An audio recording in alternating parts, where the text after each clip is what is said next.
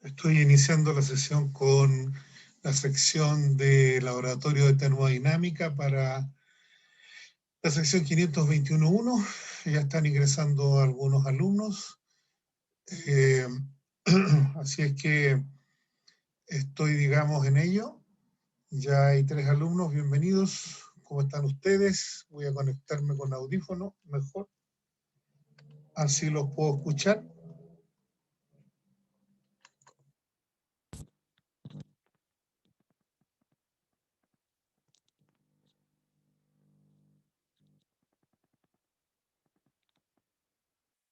Bien, ahora creo que los escucho. Hola, chiquillos. Bienvenidos, ¿cómo están ustedes?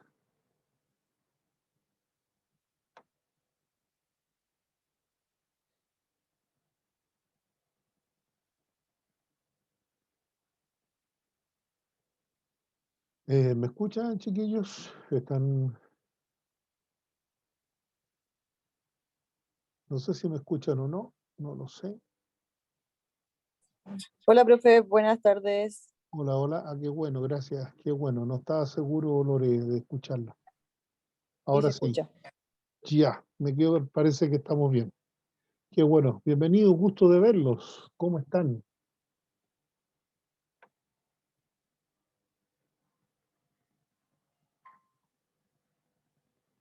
Bien, profe, aquí cuidándonos, encerrados, Sí, modo somos varios. pandemia. Sí, somos varios. Somos varios los que estamos fondeados. No hay vuelta que darle. Es el mejor camino. Aunque, Es lo que aunque, queda nomás. aunque es difícil, pero qué va, qué va. Hay que hacerlo. Claro. No queda otra. Oiga, profe, una consulta. Sí. ¿Habrá posibilidad de una retroalimentación del informe 1? Porque tuvimos una nota y que no estamos conformes. Entonces quiero saber si habría una posibilidad de retroalimentación, de la corrección, de saber en qué nos equivocamos. Pero claro, normalmente eso lo hacemos en el laboratorio de consultas normalmente, ¿ya? En el laboratorio de consultas, ustedes pueden preguntar, como ya han tenido más o menos una experiencia con el laboratorio, yo espero tener avanzada ya la segunda experiencia, porque todavía estoy recibiendo laboratorios números 1, todavía. Chuta. Sí, ¿para qué les digo nada? Bueno, el tema es que así es que estoy, digamos, en esa parte, todavía recibiendo rezagados. Y, ¿cómo se llama? Y ya estoy comenzando el laboratorio número 2, corrigiéndolos. También me están llegando recién algunos laboratorios número 2 también. Entonces estoy en ese proceso, digamos, ¿ya? Y sí, Lore, es posible, digamos, realizar la retroalimentación la próxima semana, el día 26. Nos juntaremos, digamos, en el horario de siempre para poder hacer lo que tú me dices, ¿ya? Cosa que tengan mejores opciones, digamos, de poder llegar ¿cómo se llama? A presentar un informe que sea aún mucho mejor, digamos, ¿ya? Así que sí, de todas maneras. Hola, hola a los demás, ¿cómo están? No los escucho. Matías, Michelle, Gracias, profe. Nicolás, Gracias, Valesca, gracias, Mona. profe. ¿De qué? Pues ahí estamos. Lo ideal es que Buenas tardes, cerremos las profesor. brechas. ¿Cómo están, chiquillos? Que no los Bien, ¿y escucho. usted? Bien, gracias a Dios. Bien. Debo de considerarme bien si estoy sano. Eso es lo mejor, la mejor parte hoy día. La mejor parte. Así que bien, gracias a Dios. Le damos unos minutillos más a algunos para que entren, Sí, porque, profe. porque la audiencia todavía no es muy alta. Así sería ideal que entren para poder, digamos, estar avanzando con la mayor cantidad de ustedes posible.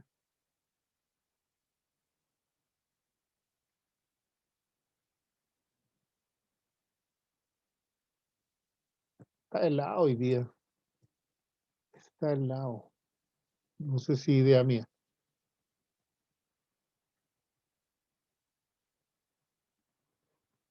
Deberían haber unos 21 hoy día aquí. Y hay poquito. ¿Qué pasó? El frío los amilanó a lo mejor. ¿Ah?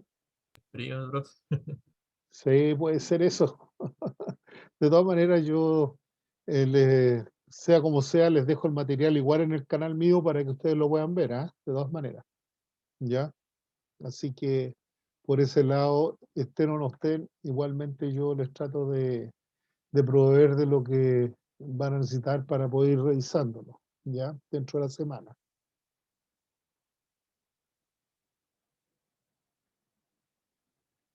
Aquí están ingresando algunos otros.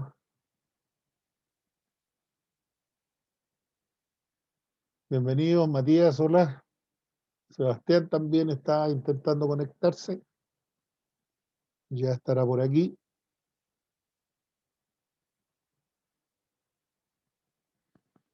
Perfecto. Viene Yael, Ismael también. Perfecto. Qué bueno, me alegro que estén por acá.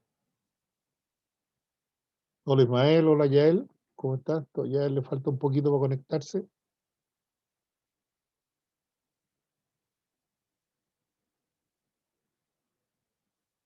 Hola Yael, ahora sí parece que se conectó. Hola, profe, ¿cómo está? Hola Ismael, ¿cómo estás tú? Qué gusto Hola, escucharte. profesor, ¿cómo está? Hola, hola, ¿cómo están? Qué gusto verlos. Bien, gracias a Dios. ¿Ustedes cómo están, oye? Bien, Bien. bien, profe. Sí, Bien, qué bueno, me alegra mucho. Me alegra mucho. Porque gracias. sí, es bueno saber que todos los que nos rodean están bien. Hola Sebastián, ¿cómo estás tú? Ya te leí aquí en el chat. ¿Todo bien? ¿Todo bien, Sebastián? Bueno, ya pues, me alegro que esté todo bien, me alegra mucho eso. Me alegra muchísimo.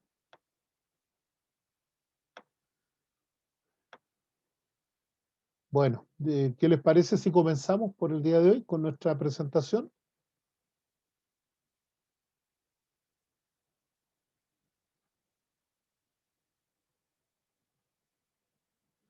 Bien, hoy día los voy a invitar a ver lo que hace la energía como este ser mutante que es, ¿no? Porque si hay algo que es mutante es la energía, ¿cierto? Ya hemos visto que tiene un montón de colores, digamos, ya dependiendo de cómo vaya para un lado o para otro, la energía hace un montón de jugarretas y es un verdadero camaleón. Así que los quiero invitar, ya, hoy día a ver cómo la energía que la hemos visto siempre, desempeñando un papel en el cual acelera las cosas, ¿cierto? Le imprime movimiento, ¿cierto? Y este movimiento genera calor. Hoy día vamos a ver cómo la energía, ¿cierto? Hace las dos cosas. A la vez de generar calor, también genera frío. Curioso, ¿no? Pero nosotros, digamos, de alguna otra manera, vamos a ver este contraste que tiene la energía en función de cómo muta este camaleón que cambia de color, como decía la canción, según la ocasión, digamos, ¿cierto? Así decía. Bien, veamos entonces un poquito de cómo este camaleón permite entonces que nosotros la visualicemos en una aplicación que es muy útil, porque hoy día estamos hablando, digamos, que el tema de lo que es refrigeración es un tema altamente útil e importante para todos nosotros, en distintas instancias y en distintas opciones, dependiendo del rubro que nos desempeñemos, y también es importante específicamente porque en nuestros hogares siempre hay un refrigerador, eso es lo más típico, ¿cierto? Así que vamos a ver cómo esta energía se utiliza, digamos, ahora para poder generar, ¿cierto?, este frío, ¿ya? Y poder lograr usarla, digamos, para la preservación de alimentos. Bien, los invito entonces a ver lo que tengo en mi pantalla aquí, lo voy a compartir con ustedes, ¿ya? De tal manera de que puedan ver eventualmente cómo este elemento que es la energía permite que tengamos una aplicación tan relevante como no lo habíamos visto a lo mejor anteriormente. Así que vamos a ver esto y vamos a revisar lo que trae esta presentación. La máquina de refrigeración mecánica, una aplicación de la energía que permite entonces que nosotros consigamos con ella lograr enfriar distintos tipos de elementos y preservar una serie de elementos que son alimentos, también podamos acondicionar y climatizar una serie de espacios, ¿de acuerdo? Entre otras aplicaciones, ¿ya? Así que vamos a ver primero que nada los objetivos que contempla esta experiencia. Primero que nada, vamos a considerar como objetivos la posibilidad de analizar las etapas de un ciclo de refrigeración por compresión de vapor, conociendo cómo opera el proceso y la operación de un equipo experimental, que va a ser el video que vamos a ver finalmente. Después vamos a ver, comprender y reconocer la operación y características de los principales equipos de refrigeración utilizados de forma industrial y doméstica. Y por otro lado vamos a conocer los puntos característicos de un diagrama pH correspondiente al estado refrigerante en los distintos elementos del circuito y en el ciclo de refrigeración, ¿de acuerdo? Así que espero que podamos avanzar sobre esto en función de conocer y determinar primero que nada qué es un ciclo. Mi pregunta entonces es, ¿ustedes han visto algo de ciclos ya? Chiquillos, ¿han visto algo de ciclos?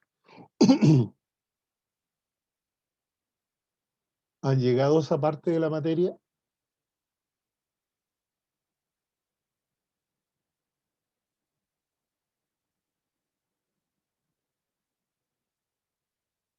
Vamos, chiquillos, necesito que me digan para poder explicarle un poquito más en detalle esto.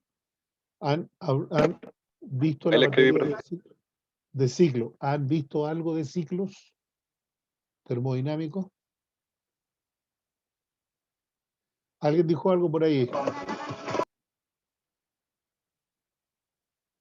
Sebastián, algo. Sí, profe, disculpe el ruido de fondo que está, por eso le escribo, que alcanzamos a ver un solo ejercicio de De ciclo, ya. ciclo Otto.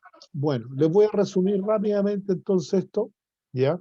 Cuando hablamos de ciclo, estamos hablando básicamente de lo siguiente. La refrigeración mecánica es otro tipo de ciclo termodinámico. ¿Y qué es lo que es un ciclo? Un ciclo termodinámico es un proceso, perdón, es un proceso que tiene por gracia cumplir varias etapas, ¿de acuerdo? Que se repiten sucesivamente y de manera a veces infinita. En este ciclo termodinámico, entonces, hay algunos que tienen características bien particulares, que son los que empiezan en un punto y terminan en ese mismo punto para volver a iniciarse otro ciclo más, ¿de acuerdo? Entonces, vamos a revisar los tipos de ciclos que nosotros tenemos y que son utilizados en distintas instancias. Primero que nada, vamos a conocer los ciclos de gas. Cuando hablamos de un ciclo de gas, la característica principal es que hay un gas, ¿cierto? Una sustancia en estado de gas que lo realiza, ¿de acuerdo? Hay otros ciclos que son los ciclos de vapor, donde el fluido o el elemento que realiza, digamos, la operación de este ciclo es vapor, ¿cierto? Perdón, en una parte es en vapor y en otra parte es en agua líquida. Normalmente es este elemento el que se utiliza para este tipo de ciclo. Y también tenemos aquellos ciclos que son cerrados, donde el estado inicial y el final del ciclo son el mismo, ¿de acuerdo? Regresa exactamente al mismo punto, un ciclo cerrado. Ahora, hay algunos que cumplen dobles características, por decirlo de alguna manera, ¿de acuerdo? Y por último hay un ciclo, digamos, abierto, donde el fluido que realiza el trabajo se renueva cada vez que se inicia un ciclo, ¿de acuerdo? Conforme a eso, entonces, nosotros tenemos el primero de ellos, como ejemplo, es, por ejemplo, en el caso de una turbina de gas de ciclo simple, donde nosotros podemos generar cierta energía, ¿ya? O trabajo a partir de un compresor que absorbe aire del medio ambiente, lo comprime y lo lleva a una presión y una temperatura alta, e inserta, ¿cierto?, ese aire dentro de una cámara de combustión, donde también se inserta por otro lado combustible, también a alta presión y temperatura, y permite aquí en el interior generar, ¿cierto?, una combustión que permite entonces entregar un fluido, ya que es el resultante de esa combustión, permite entregar ese fluido a una turbina. ¿Ya? Esa turbina se mueve con este fluido que llega a alta presión y temperatura y genera trabajo a donde un generador recibe esa fuerza que viene de la turbina, que es un giro en el fondo, ¿cierto? Ese generador produce a su vez energía que nosotros recibimos como energía eléctrica, por ejemplo. Los desechos de ese ciclo se eliminan a través de la turbina finalmente, que es la que permite que esos desechos sean expulsados hacia el exterior. En un ciclo de vapor, en un ciclo de vapor tenemos, digamos, vapor, que es vapor de agua, ¿de acuerdo? Que permite entonces entregar, ¿cierto? En un recorrido ese vapor lleva una energía interna, ¿cierto? Una presión y una temperatura que va a dar normalmente a los álabes de una turbina, provocando giro en esos álabes y a su vez sacando, digamos, ese giro a través de un eje que va a dar a un generador y genera trabajo en esa otra máquina para poder producir energía eléctrica. Y esos son los ciclos normalmente de las plantas termoeléctricas, ¿de acuerdo? El resultante de esto es que una vez que el agua, perdón, que el vapor de agua pierde energía, sale por la parte inferior y va a dar a un condensador. Ese condensador, ¿cierto? Enfría el vapor, lo transforma en agua y vuelve nuevamente a procesarse para transformarse en vapor de agua. Entre medio se sacan algunos gases que son poco deseables en el proceso y se depura para poder seguir continuamente con él. El otro es ciclo cerrado, y cuando hablamos de ciclo cerrado estamos hablando también que corresponde a un ciclo de vapor. Si uno lo mira, también pertenece a un ciclo de vapor. De tal manera, ya que tiene la opción, digamos, de generarse a través de un elemento que es un generador de vapor, como ustedes ven aquí, o caldera, que se ve en esta parte izquierda acá, ¿cierto? Donde se le ingresa combustible, se quema ese combustible, y se calienta un serpentín que trae agua.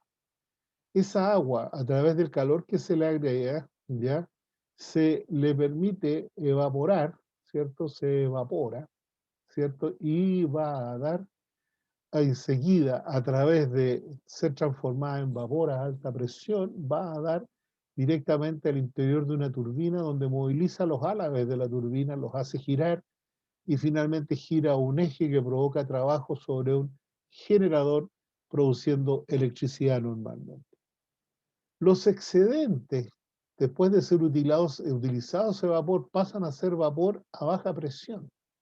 Entonces se toma ese vapor a baja presión, ¿ya? Y se lleva a otro elemento del circuito que se llama, ¿ya? Condensador.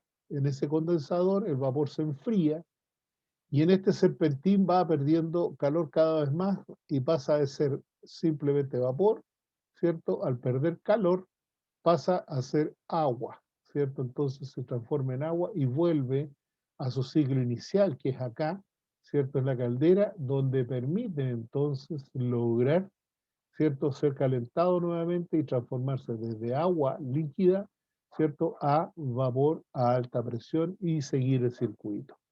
Ahí tenemos un ciclo cerrado, ¿ya?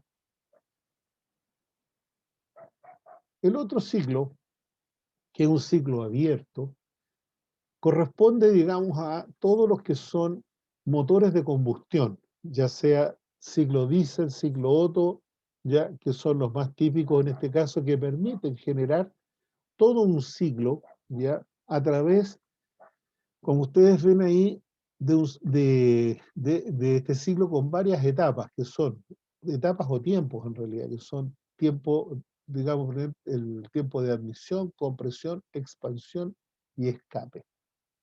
En esos 4 tiempos o etapas de este ciclo, lo que tenemos es una evolución sucesiva, ¿cierto? Del volumen que queda encerrado acá al interior de este conjunto que es un motor, donde tenemos el cilindro acá, toda esta zona del cilindro, aquí adentro tenemos un pistón, una biela y un cigüeñal que permite girar el motor, ¿cierto? Y donde tenemos desplazamiento del cilindro desde el punto muerto superior al punto muerto inferior, ¿ya? En la parte superior tenemos una válvula de admisión y acá tenemos una válvula de escape. Cuando hablamos de esto nosotros, entonces tenemos que en este ciclo abierto, tenemos que entra aire y combustible una mezcla nueva y fresca, ¿ya? Entra al interior de esta cámara, donde se produce su ingreso porque el pistón que está aquí baja desde el punto muerto superior al punto muerto inferior, baja, y en ese primer tiempo se llama a este primer tiempo admisión.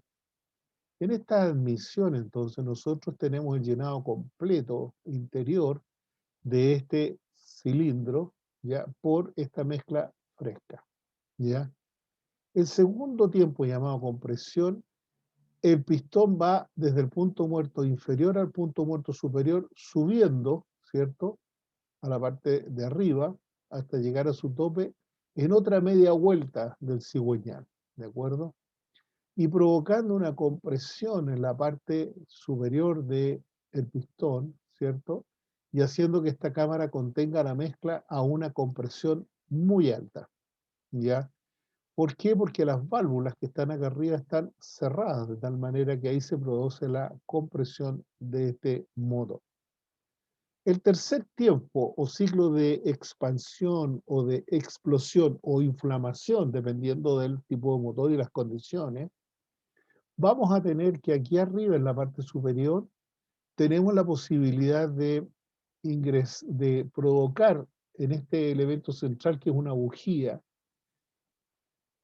dispara una chispa que permite entonces hacer que la mezcla que hay aquí adentro de aire y combustible se inflame o explote, por decir de alguna manera también.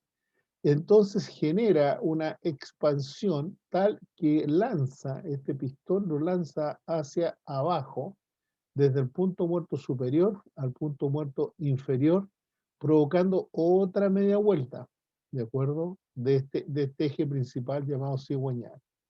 En todo eso, entonces, ya llevamos 3 tiempos, donde el único tiempo productivo hasta el momento es este tercer tiempo, donde realmente se produce trabajo. El cuarto tiempo o escape va amarrado, digamos, a la subida del pistón desde el punto muerto inferior al punto muerto superior. En esto el eje cigüeñal vuelve a dar otras media vuelta hasta llegar arriba, y en ese punto, ¿cierto? En ese tiempo se ha abierto la válvula de escape, y al subir el pistón ha empujado los gases que se quemaron aquí hacia el exterior. Una vez que el cilindro queda desocupado y en la parte superior queda el pistón, ¿cierto? Se vuelve a cerrar esta válvula y se inicia el ciclo, ya el primer tiempo, que es el tiempo de admisión de combustible. Entonces, abre esta válvula estando cerrada la otra y el pistón comienza a bajar, como ustedes ven ahí, y comienza a llenarse de mezcla combustible nueva, fresca, digamos, ¿de acuerdo? Entonces, este ciclo se repite. Cada uno de estos, que son admisión, compresión, expansión y escape, se repiten de la misma forma por n tiempos, ¿de acuerdo? N veces. Lo que no se repite es la mezcla que está ingresando acá, que entra en términos de una mezcla de aire-combustible que entra, digamos, a esos elementos y se mantiene hasta que es quemada y enviada hacia el exterior. Pero cada vez que llegamos a admisión, la mezcla se está renovando. Pero el ciclo permanece con los mismos 4 tiempos originales. ¿De acuerdo? Ese es lo que se llama un ciclo abierto. También podemos clasificar los ciclos como ciclos de potencia. En ese caso tenemos como ciclos de potencia aquellos que son de combustión interna, donde se quema el combustible, como veíamos recién, en motores diésel, Otto, a gas u otro. Y tenemos algunos otros que son los ciclos de combustión externa, donde veíamos cómo funciona el ciclo de una caldera eléctrica, o sea, perdón, una caldera para generar electricidad. En ese sentido, entonces, estas centrales térmicas ocupan lo que se llama combustión externa. Pero queda la opción de poder clasificar otros ciclos, como son los ciclos de refrigeración y los ciclos de bombas de calor. ¿De acuerdo? Cada uno de ellos tiene particularidades específicas en cómo se comporta. Ismael, apaga tu micrófono, por favor. Bien, entonces tenemos ya lo Disculpe, nuestro. profesor. Sí, bien. Lo que vamos a ver entonces a continuación está asociado directamente con un ciclo ya como el de refrigeración. En ese ciclo de refrigeración nosotros vemos cómo tenemos un esquema de esta instalación o de lo que contempla un circuito de este tipo. Y es un circuito que tiene, además de ser un circuito cerrado, ¿cierto? Porque tiene un gas en su interior, ¿ya? Y que normalmente ese gas se mantiene allí haciendo su trabajo constantemente, millones de veces de la misma forma con el ciclo, permite ver que tenemos algunos elementos principales que lo constituyen. De partida podemos tener lo que es la unidad de refrigeración que ustedes ven acá, que tiene, digamos, a su vez marca el punto ya donde se divide el circuito completo en dos circuitos, el circuito de alta presión, ¿ya? Y el circuito de baja presión, por este otro lado. Ambos dos tienen particularidades dentro del ciclo y permiten mostrarnos, ¿cierto?, la utilidad de tenerlos allí operando como tal. Por lo tanto, entonces, cuando nosotros tenemos como esquema de instalación esto, vamos a describir un poquito de qué se tratan estos elementos y cómo estos elementos permiten, ¿cierto?, darnos el trabajo de conjunto.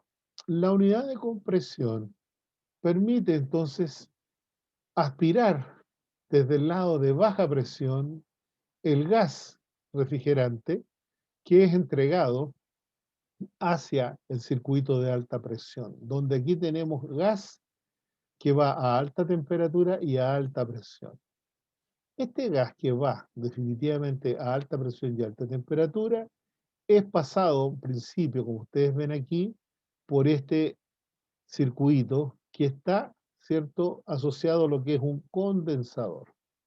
Ese condensador permite entonces que el fluido que pasa por el interior sea refrigerado por una serie de aletas que contiene este condensador y que permiten difundir el calor que lleva hacia el exterior. Entonces extrae calor del fluido, ya después que sale o que va pasando por el circuito de alta. El paso que sigue está directamente relacionado después del condensador con pasarlo por el filtro. El filtro es un elemento que permite evitar que vayan impurezas en el fluido. Por tanto, esa es la misión básica del filtro. Después viene otro elemento asociado acá, que es básicamente la válvula de expansión. La válvula de expansión ya tiene por objetivo bajar aún más la presión y la temperatura. ¿De acuerdo? En ese sentido, entonces, podemos llegar a tener la opción, digamos, de poder generar un fluido que ya no va en alta presión, sino que empieza a bajar su presión de tal manera de que está apto para poder ser enviado al evaporador, donde va a ir a extraer, porque en el evaporador es donde se ubican los elementos que nosotros pretendemos enfriar.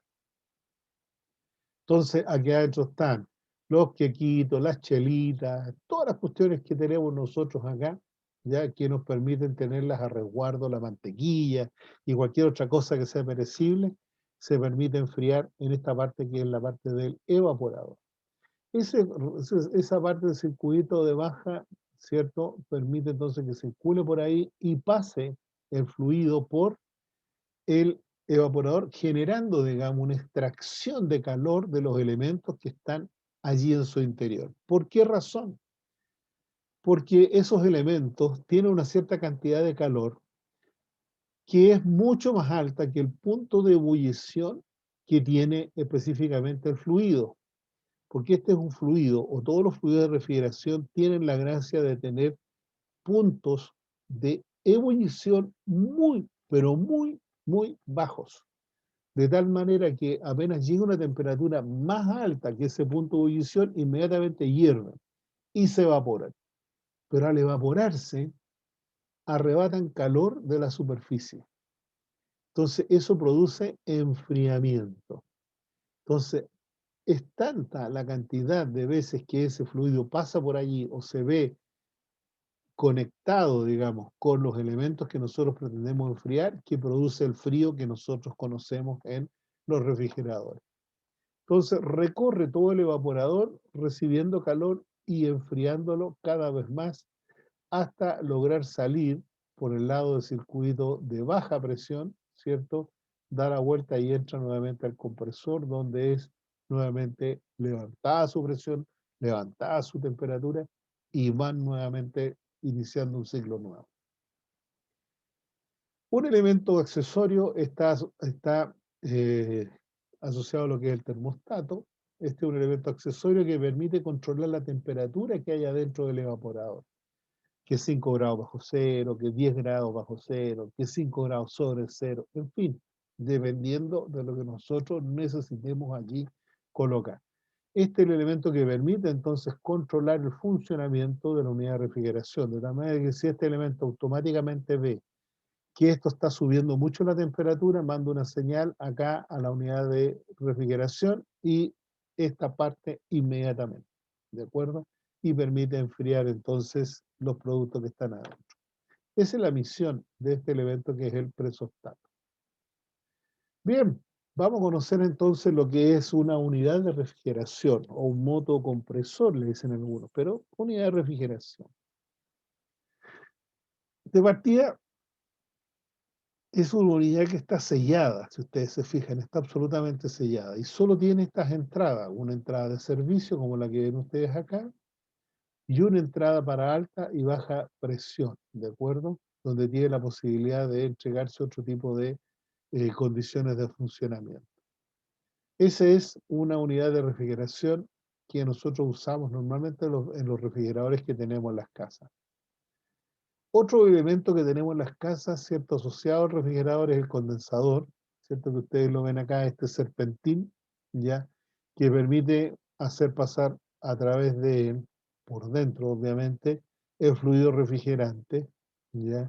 Y permite entonces lograr tener menor presión y menos temperatura.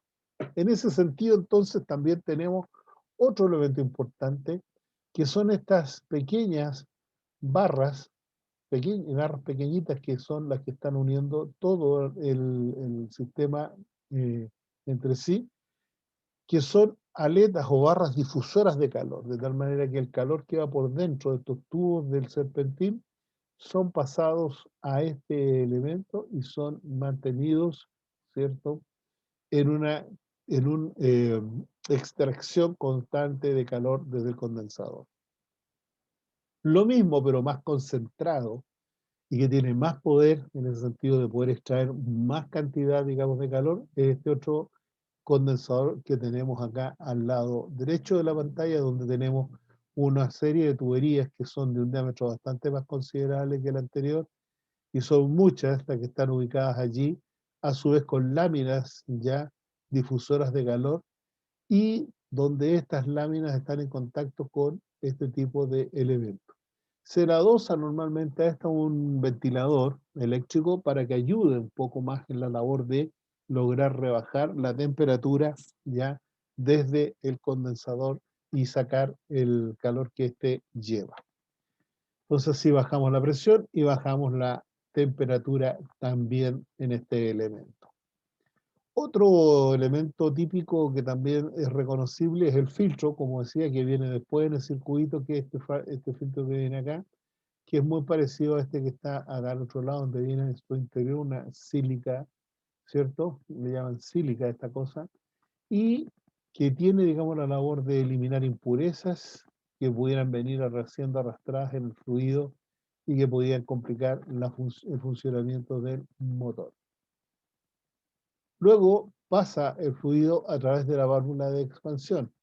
Y la válvula de expansión es esta que ustedes ven acá, con un sistema de capilar también enrollado en ella, y que permite entonces ya generar esta caída de presión y de temperatura mayor a la que traía el fluido anteriormente a ella.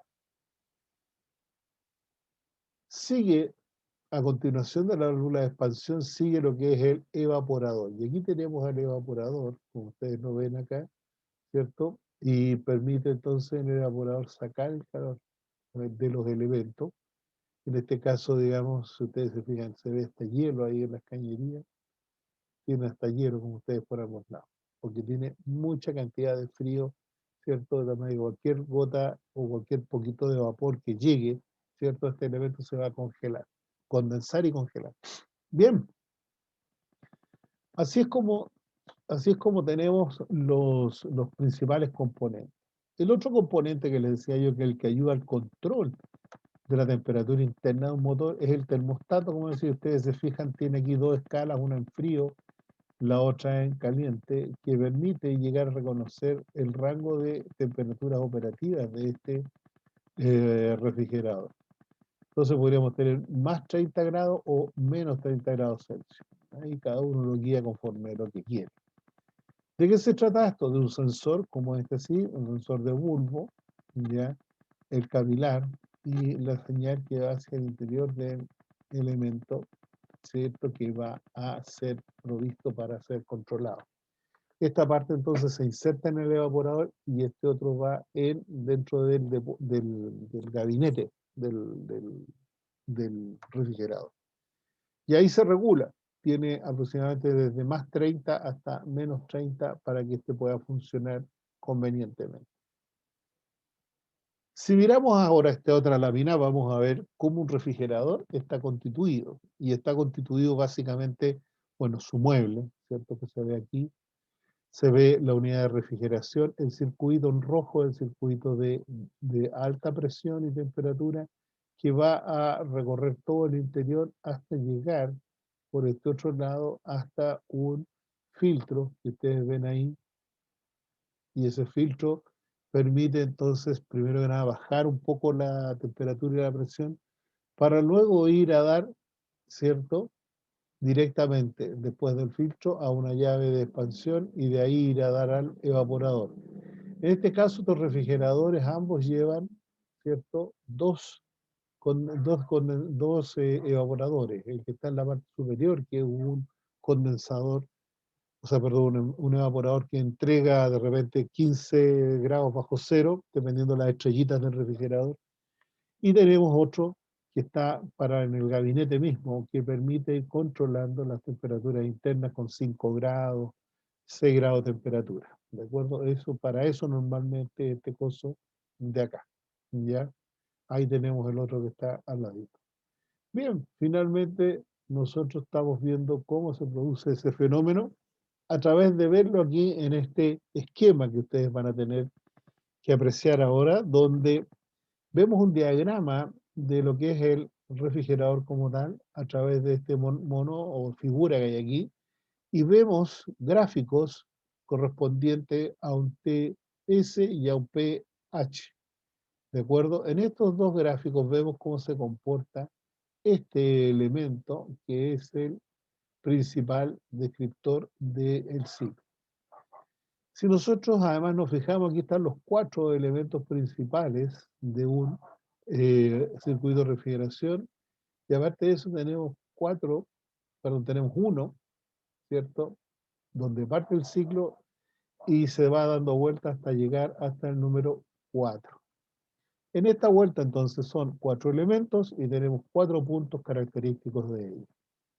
El primero que vamos a revisar va a ser este, que es el compresor. Entonces, cuando hablamos del compresor, lo que hace es absorber el fluido desde un lado, que es el número 1, desde ese punto absorbe fluido, lo comprime y lo envía al número 2, hacia arriba.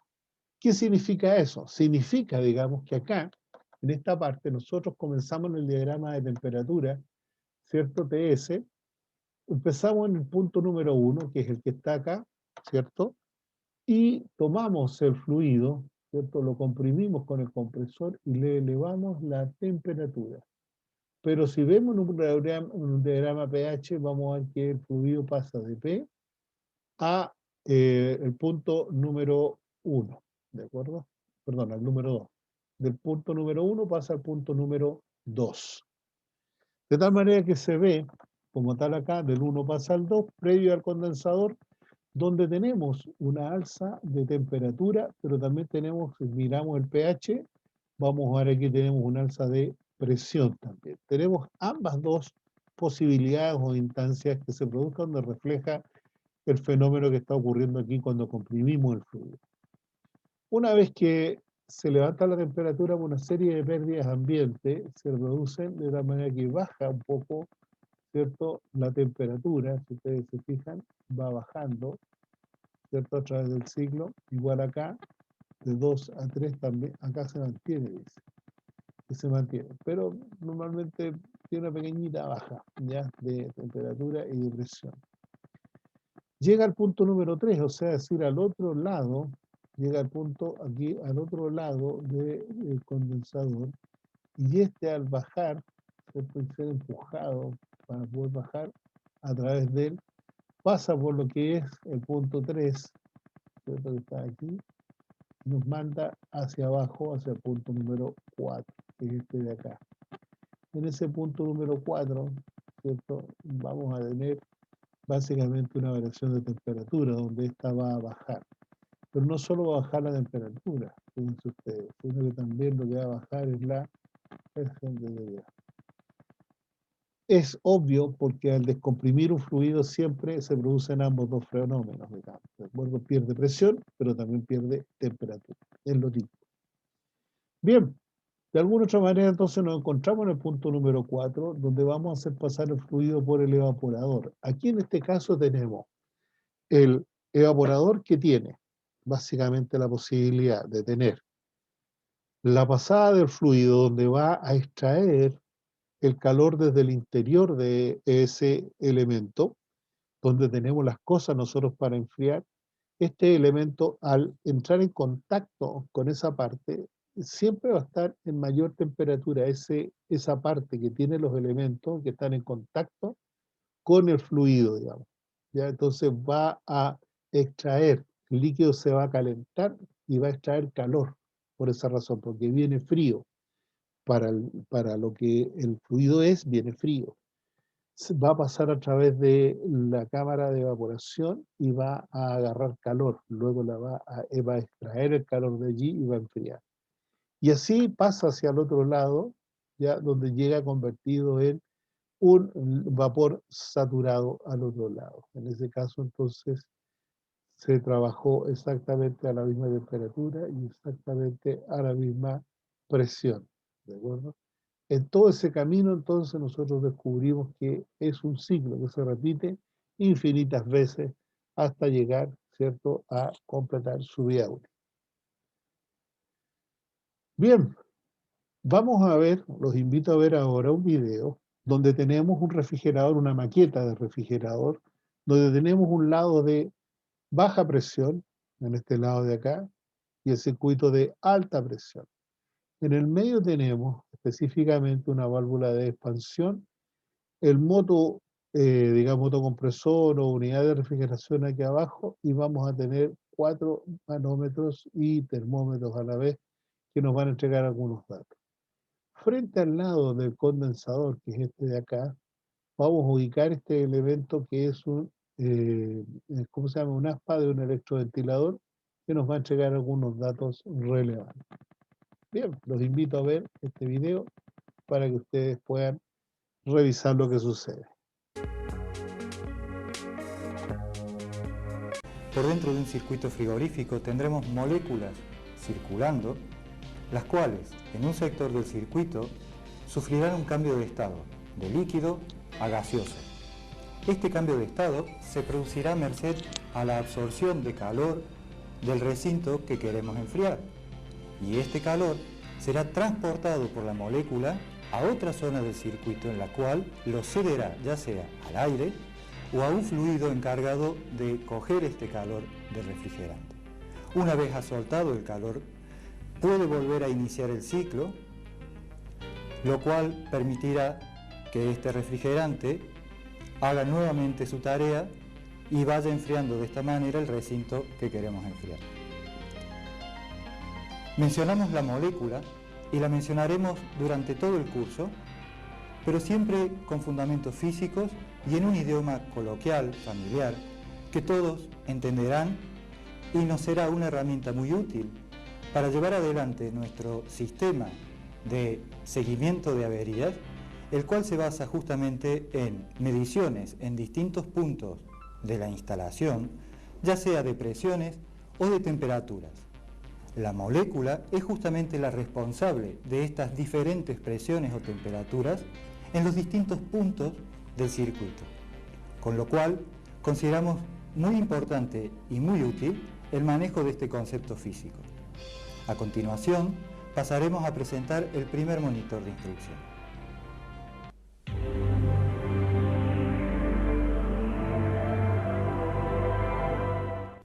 Este primer monitor de instrucción consta de un circuito cerrado y estanco formado en este caso por dos arrollamientos de tubo de la misma longitud y diámetro. En el arrollamiento azul tendrá lugar la evaporación de un líquido a través de la absorción de calor del recinto que queremos enfriar, convirtiéndose en gas. En el arrollamiento rojo se producirá la condensación de estos gases provenientes del evaporador que vienen cargados con todo el calor que han robado del recinto enfriado, más el calor que les ha agregado el compresor por el hecho de haberles comprimido. La cesión de estos calores al ambiente se acelerará con la ayuda de un ventilador, forzando así la circulación del aire a través del serpentín y favoreciendo que se produzca el cambio de estado de gas a líquido. La evaporación o ebullición del fluido refrigerante en el circuito evaporador se producirá a consecuencia de crear una zona de baja presión con respecto a la existente en el circuito condensador, lo cual lo lograremos intercalando entre ambos un elemento restrictor, en este monitor una simple llave de paso manual.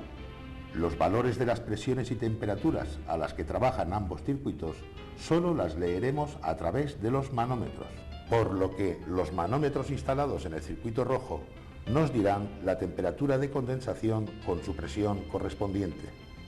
Y los manómetros instalados en el circuito azul podremos leer la temperatura a la cual se produce la evaporación del líquido en el serpentín evaporador. Por último, los vapores producidos por la evaporación del líquido en el interior del evaporador serán aspirados a la misma velocidad que se van produciendo por un compresor e impulsados de nuevo al circuito para poder así reiniciar el ciclo y conseguir el efecto frigorífico deseado. A través de un monitor destinado a refrigerar el agua de un acuario y equipado con tubos translúcidos, podremos observar los cambios de estado que sufre el fluido refrigerante en el interior de los tubos de una instalación frigorífica. A la entrada del condensador tendremos refrigerante en estado gaseoso a alta temperatura y alta presión, debido a la reducción del volumen a la que ha sido sometida la masa de refrigerante aspirada por el compresor durante la compresión. El gas que entra en el condensador a alta presión y alta temperatura procedente del compresor llega a este con el calor tomado en el evaporador más el que se le ha incrementado durante la compresión. Mediante una corriente de aire o de agua le obligaremos a ceder este calor al medio condensante, por lo que en el interior de los tubos se irá condensando el refrigerante pasando del estado gaseoso al estado líquido.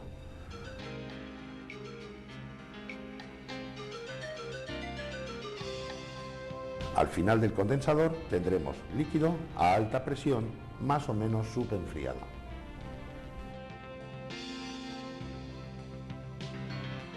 En el dispositivo de expansión o elemento restrictor, en este caso un tubo capilar, tendremos a la entrada líquido a alta presión y en la salida líquido a baja presión listo para evaporar mediante la absorción de calor del medio que le rodee, bien sea aire o agua.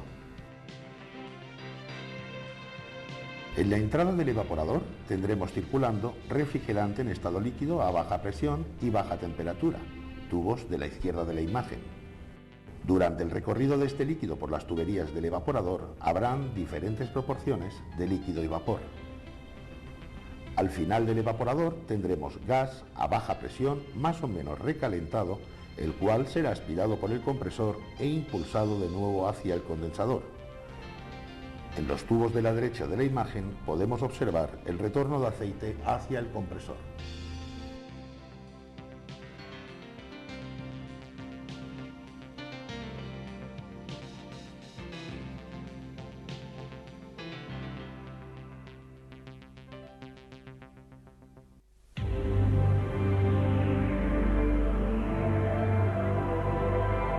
Bien, vamos a demostrar con unos ejemplos prácticos qué sucede ante la evaporación de un líquido. Porque cuando hablamos de este monitor de instrucción, cuando hablamos de un aparato frigorífico y vemos el evaporador, vemos que lo que está realizando es una absorción de calor y se congela una humedad en su superficie. Yo creo que estos ejemplos que voy a dar, o que vamos a dar con Martín en diferentes formas, nos darán a entender muy bien qué es lo que sucede en el interior de los tubos del evaporador. Vamos a ver, Martín, vamos con un primer ejemplo que seguramente hemos notado todos. Cuando vamos un día a la playa, encontramos 30 grados centígrados de temperatura, nos damos un baño, salimos y en el caso de pillar un día que sopla aire, tenemos una sensación de frío. Otro día con 30 grados, no sopla aire, la sensación es normal. Lo que sucede cuando tú sales del agua con la piel mojada es que cada molécula de agua que pasa del estado líquido, que moja tu piel, al estado gaseoso al evaporarse, lo hace robando calor de tu piel. Cuando sopla viento, este proceso se produce con mayor rapidez, lo que hace que la sensación de frío sea más notable, más intensa. Vamos a realizar la experiencia. Venga, bien. Cogeremos una botella de agua y mojaremos un poquito de algodón. Vamos a mojarnos la piel del brazo. La sensación es normal, Martín. Claro, pero cuando no hay corriente de aire, las moléculas se evaporan más lentamente. Prueba ahora de hacerlo soplando sobre la piel mojada. Vamos a ver el efecto. Más sensación de frío, Martín. Tenías razón. Prueba de hacerlo con otro líquido, por ejemplo alcohol, a ver qué sucede. Vamos a coger el alcohol y a humedecer un algodón.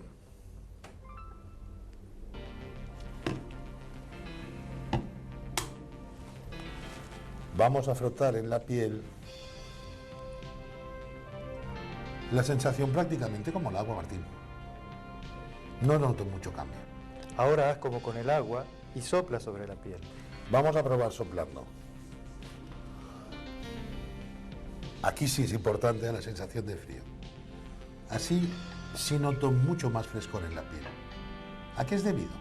A que como en el otro caso, con el agua, igualmente las moléculas se evaporan a una velocidad mucho mayor, lo cual produce que el robo de calor de tu piel es más rápido y la sensación de frío más intensa.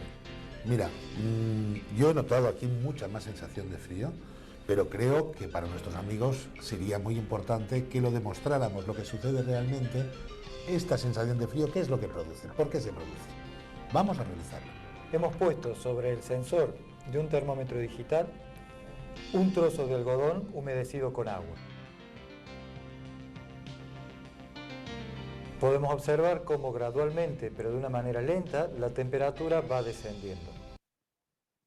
Bien, así es como nosotros podemos revisar, en cualquiera sea la instancia, cómo una sustancia sobre una superficie que está en un momento determinado expuesta a una corriente de un flujo de aire, permite entonces evaporar y sacar y extraer calor de una superficie. Asociado a eso, de manera análoga, entonces, cómo se produce el frío en esta corriente ya de fluido que pasa por la superficie del evaporador y que va con este fluido robando, como decían ahí, calor desde la superficie de los elementos, haciendo, digamos, que estos bajen de temperatura. Mientras más fluido, mientras más tiempo, mientras más flujo de ese fluido pase por esas superficies, más cantidad de frío va a sacar, digamos. O sea, va a producir más frío porque se va a más calor, ¿de acuerdo? Bien, ahora vamos a ver otro video donde muestra un aparato para medir una máquina de refrigeración mecánica, que esta es parecida a la que tenemos nosotros, solo que esta tiene más componentes, nada más, pero en esencia es lo mismo, ¿ya? Y vamos a ver cómo se realiza una experiencia para poder medir específicamente algunos de los coeficientes importantes que tiene, digamos, esta máquina de refrigeración en un ciclo de refrigeración por compresión de vapor. Así que vamos a verlo ya. Los invito a esta demostración.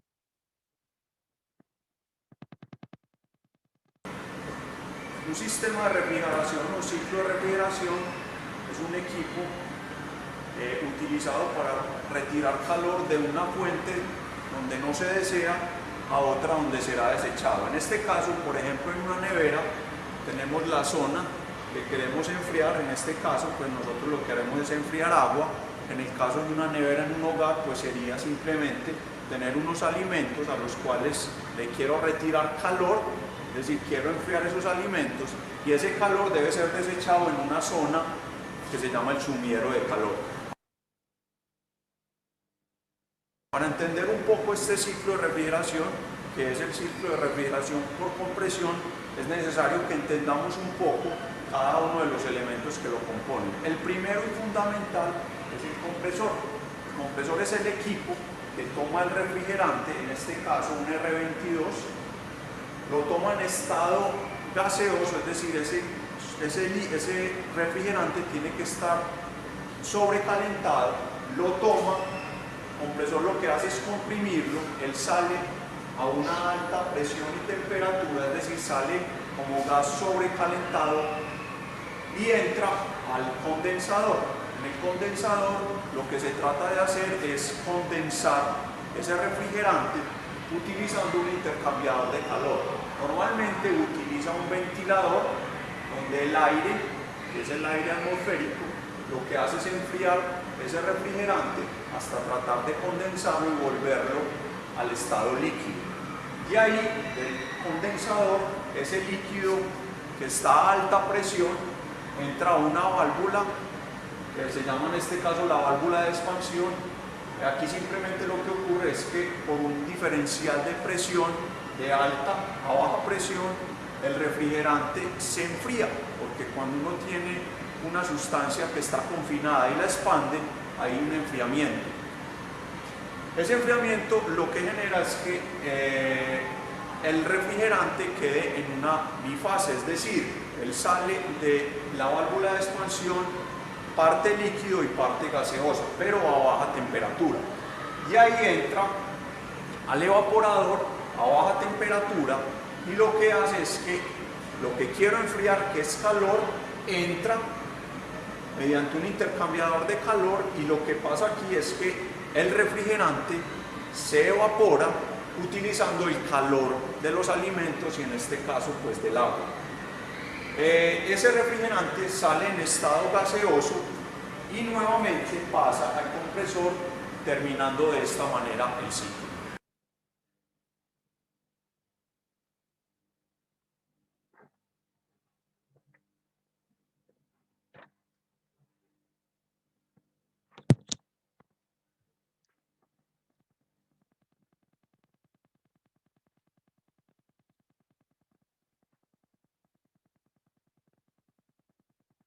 El ciclo de refrigeración por compresión de vapor ideal comienza con el compresor, el cual toma el refrigerante en estado vapor saturado, utilizando trabajo a través de un motor, comprime ese refrigerante y lo vuelve vapor sobrecalentado, y de ahí sale hacia el condensador.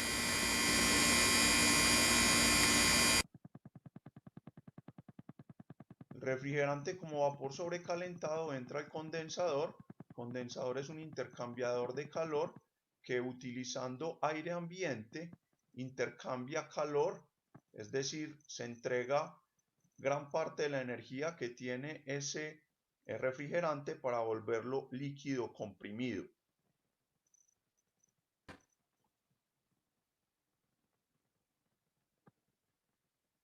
El líquido comprimido a alta presión entra a una válvula donde se da una expansión isoentálpica con pérdida de temperatura.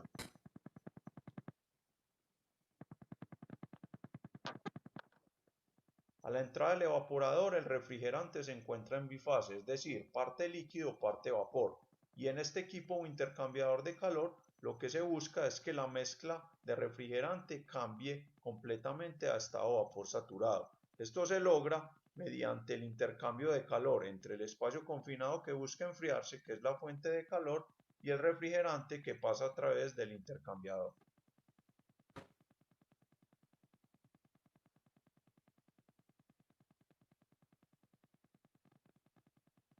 Los instrumentos necesarios para realizar la práctica son un balde con un volumen de agua conocido, que será lo que se enfriará,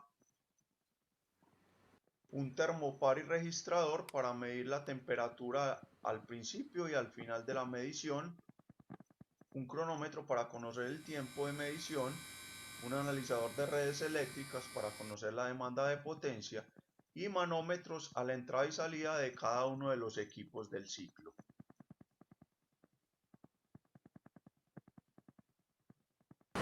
Para realizar las mediciones y posterior cálculo de un ciclo de refrigeración es necesario tomar algunos parámetros de operación del equipo para poder saber cuál es el rendimiento, especialmente el COP o coeficiente de operación.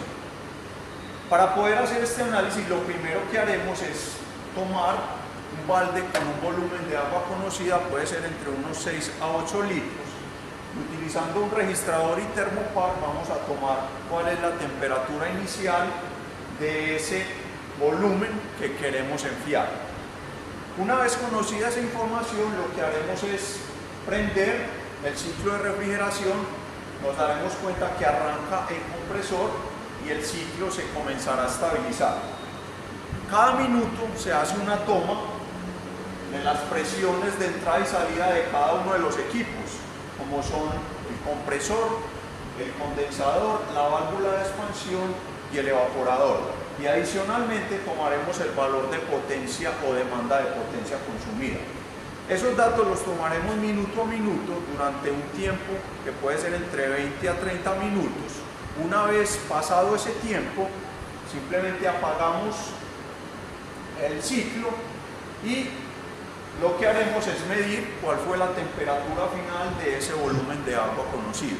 Con esa información podremos conocer y calcular cuál es el COP máximo del ciclo, que simplemente lo haremos realizando un balance en el evaporador, ya que conocemos todas las propiedades y podemos saber cuál es el flujo de refrigerante. Y además podremos calcular cuál es el COP real, es decir, la cantidad de calor que extrajimos de este balde de agua.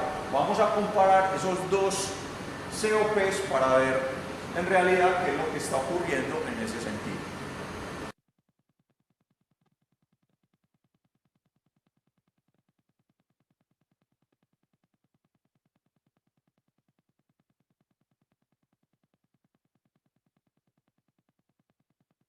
Posterior a la medición y una vez conocido todos los parámetros de operación del ciclo, es posible calcular el coeficiente de operación. El primero que se calcula es el coeficiente de operación máximo, que consiste en la relación que hay entre la energía que es absorbida en el evaporador y la potencia eléctrica demandada. La primera simplemente consiste en el flujo de refrigerante. Nótese bien que este es calculado conocido el flujo volumétrico en el compresor, que es 8.73, y para volverlo flujo másico es necesario conocer o hallar el volumen específico a la entrada del compresor, conociendo la calidad y la presión. Y es necesario conocer también la diferencia de entalpías a la entrada y salida del evaporador. Estos valores deben ser divididos por la potencia eléctrica y con ello podemos calcular cuál es el coeficiente máximo que podría lograrse en este ciclo. Una vez conocido el coeficiente de operación máximo que puede lograrse en el ciclo, es posible también calcular el coeficiente de operación obtenido según el agua enfriada, que de alguna manera es el coeficiente real que estamos obteniendo en el ciclo, pues estamos relacionando la energía que estamos sacando de lo que queremos enfriar y la estamos relacionando con la energía que estamos imprimiendo a nuestro ciclo, que es la energía eléctrica. Para realizar este cálculo se necesita conocer la masa de agua, el calor específico de la misma y la diferencia de temperaturas al inicio y al final. Y Este valor debe ser dividido por la energía eléctrica que fue consumida para realizar dicho objetivo.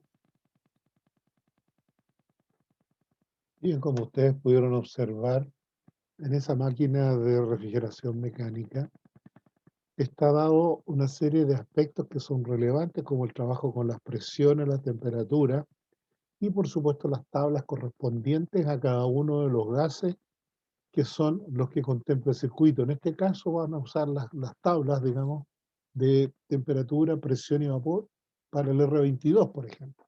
Ustedes no van a calcular nada, simplemente les estoy contando cómo se hace la referencia para poder generar entonces los cálculos que allí se presentan.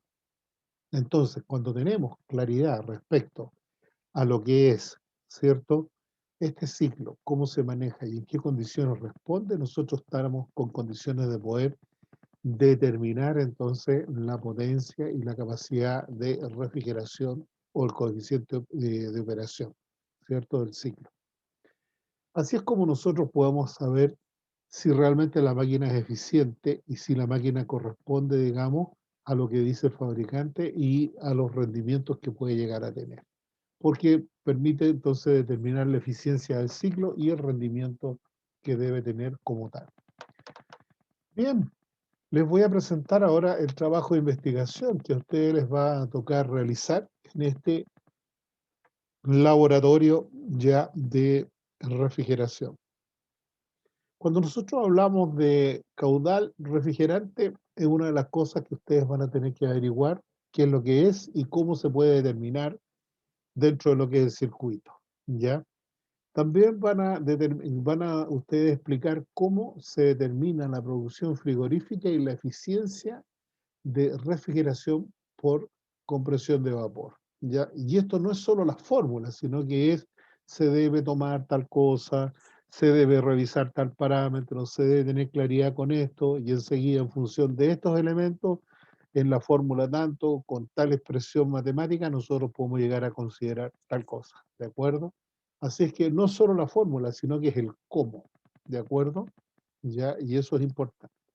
Por último, lo que van a tener que investigar ustedes es qué tipo de fluidos refrigerantes existen y cuáles son ecológicos, porque no todos son ecológicos, ni todos son, ¿cierto?, inocuos. Hay algunos que son inflamables o explosivos, hay otros que son contaminantes, y esos son los que justamente se han dejado usar, por ejemplo, el R12 y el R22, porque la DuPont, que los hizo por décadas, ya eh, terminó, digamos, echándonos a perder la capa de ozono con estos tipos de fluidos refrigerantes. Entonces, hay algunos que todavía son tóxicos y complicados que ya no se usan o están muy mal recomendados para esta situación. Incluso algunos no se fabrican, como el R12 y el R22. Así que, por favor, no se olviden ya de mirar bien ese tema y todas estas características de estos fluidos refrigerantes los pueden meter en una tablita, donde en esa tabla diga qué fluidos son ecológicos, cuáles son de tipo comercial, cuáles son de tipo industrial, ¿de acuerdo? Así ustedes van a poder determinar qué es posible llegar a tener dentro del rango, ¿cierto?, de refrigerantes que existen y cuál es el uso que se les puede dar a ellos, ¿vale? Así que la idea es que ustedes puedan investigar esos tres aspectos ya y sus componentes para poder generar el trabajo de investigación que corresponde. Bien, por hoy día entonces vamos a, a dejar el laboratorio ya listo. Les recomiendo ya que ustedes puedan, en la semana que viene, vamos a tener una reunión ya de el laboratorio de número 3, un laboratorio de consulta, el laboratorio número 3, para poder aclarar dudas y poder tratar de cooperar en que ustedes tengan un mejor desempeño cada vez para sus laboratorios, ¿de acuerdo? Así es que si quieren hacer alguna pregunta ahora, alguna duda, aquí estoy para que ustedes la puedan realizar. ¿Alguna duda, alguna consulta? Soy todo oídos.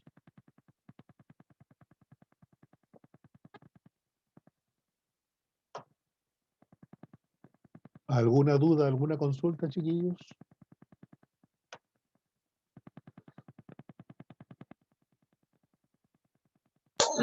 Sí, profesor. Cuéntame. Es con respecto más que nada a los informes. Ya. ¿Habrá algún feedback como de lo que nos equivocamos, algo así, o no? De las correcciones. Sí, claro, claro. Mira, específicamente, si quieres te mando un correo para que veas cuáles son los puntos que habría que mejorar. ¿Te parece? Sí, perfecto. Muchas Mira, gracias, profesor. mándame un correo, yo en ese mismo te respondo. Te mando tu consulta. ¿Te parece? Ya pues. Muchas gracias. Aparte de eso, ojo, aparte de eso, existe la opción de que el próximo día, sábado 26, nos reunamos para responder dudas y consultas respecto a este laboratorio en particular. ¿De acuerdo? Aparte de Bueno. eso. ¿Vale? Ok. Sí, no hay problema. Ok. Gracias. Ok. ¿Alguien más por allí? ¿Alguien que tenga alguna duda? ¿Alguna duda? Bien, chiquillos. Parece ser que por el momento no hay mayores dudas. Así que creo que podemos despedirnos por el día de hoy, deseándoles un buen fin de semana y una buena semana entrante, que tengan un trabajo provechoso, desearles que se cuiden mucho, porque las cifras de jóvenes están aumentando y no es ni una gracia que algo les vaya a pasar. Así que me voy a estar despidiendo de ustedes por esta semana. Les voy a mandar, no se olviden el material, se los voy a mandar apenas YouTube me lo libere, se los voy a mandar para que ustedes lo tengan y lo puedan empezar a trabajar y a revisar, ¿vale? Bien, por mi parte me despido, que tengan ustedes, como les decía, un buen tiempo venidero. Que estén súper bien. Un gusto de verlos. Chao, profesor. Que estén súper bien.